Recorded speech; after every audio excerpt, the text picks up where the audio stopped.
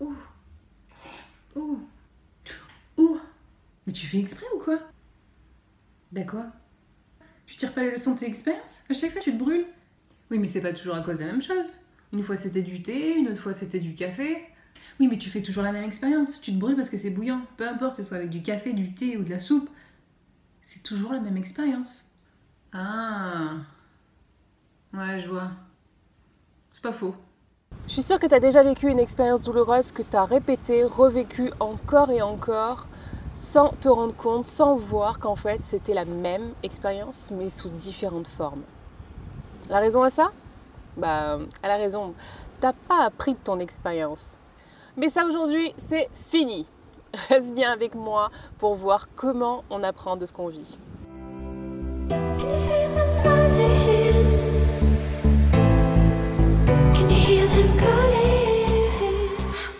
Salut surfeurs de la vie, c'est Natacha. Je pratique le coaching énergétique et j'accompagne des gens qui, comme toi, ont envie de surfer la vie, d'être heureux et en pleine possession de leurs moyens à chaque instant. Aujourd'hui, je vais te donner des exercices, des clés pour enfin tirer les leçons de tes expériences de vie. Alors tu remarqueras que je n'ai pas intitulé cette vidéo « Comment tirer les leçons de ses échecs ». Alors ça, c'est pour deux raisons. La première, c'est que je considère qu'il n'y a pas d'échec, il n'y a pas d'erreur, il n'y a que des expériences de vie justement.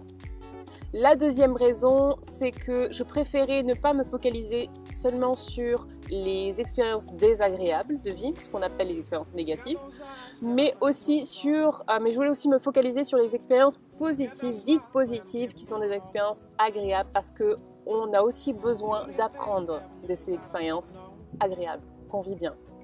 Alors voyons d'abord quels sont les bénéfices à savoir tirer les leçons de ces expériences de vie. Le premier des bénéfices, c'est pour ajuster ta course. Et oui, quand on apprend de ces leçons de vie, on voit ce qui ne nous convient pas, ce qui ne marche pas pour nous, et ensuite on peut ajuster les circonstances, son contexte, sa façon de réagir aux événements, sa façon de mettre en place certaines actions, pour ensuite vivre des expériences qui nous conviennent. Exactement pareil, dans le même principe pour les expériences dites positives, agréables, ça nous permet aussi de pouvoir reproduire, répliquer ces expériences qui nous plaisent tant. Le deuxième bénéfice à comprendre les leçons de ce qu'on vit, c'est qu'on apprend à se connaître. Et oui, on apprend ce qu'on aime, ce qu'on n'aime pas. On commence à comprendre comment on fonctionne, ce qui nous convient, ce qui ne nous convient pas.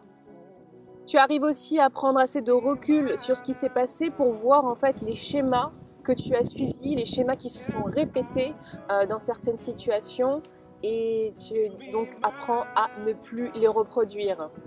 Tu sais aussi avec quelle personne tu veux être, quelle personne tu veux échanger et tu sais quel contexte de vie te correspond vraiment pour vivre la vie que tu désires. Le troisième bénéfice à comprendre, à apprendre des expériences de vie, c'est que tu arrives enfin à prendre des décisions éclairées.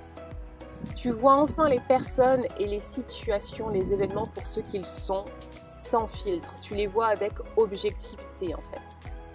Tu arrives à prendre du recul et tu prends des décisions éclairées, c'est-à-dire sans entrave. Ton champ des possibles est élargi et tu arrives à entrevoir des solutions beaucoup plus créatives.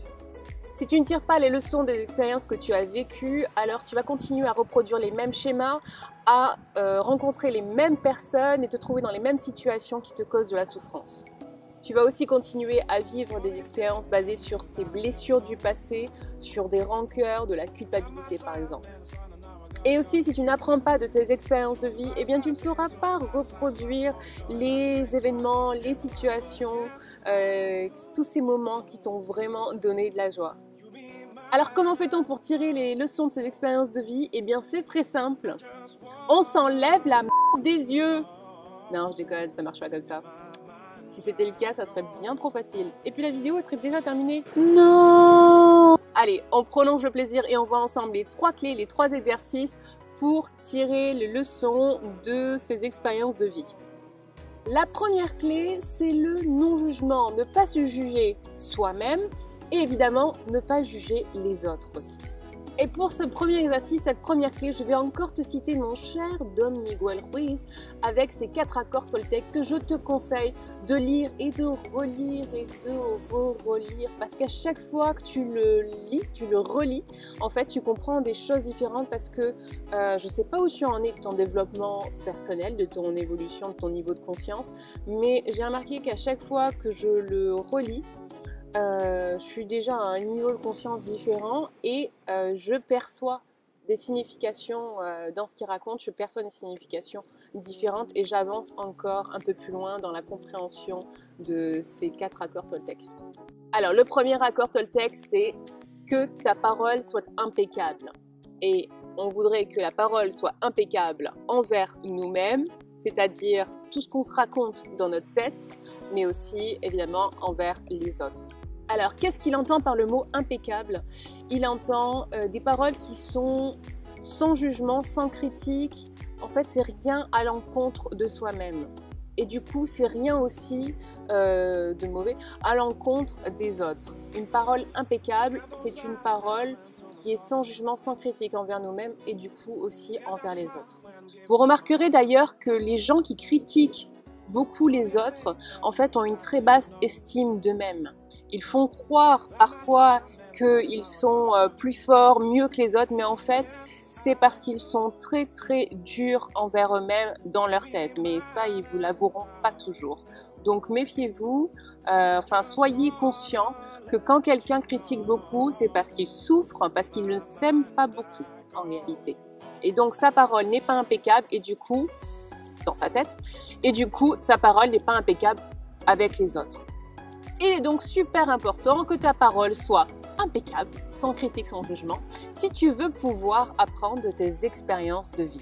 D'ailleurs, tu remarqueras que quand on se dit intérieurement je suis nulle, je vaux rien, de toute façon j'ai raté, j'ai tout raté, je réussis rien, on a du mal, mais vraiment du mal à voir les côtés positifs d'une situation, les bénéfices qu'on a tirés de cette situation. D'ailleurs, on va plutôt avoir tendance à se dire non mais non c'est de la merde, j'ai tout raté, comment ça du positif? Non, il n'y a rien eu de positif, j'ai rien sorti de positif de tout ça.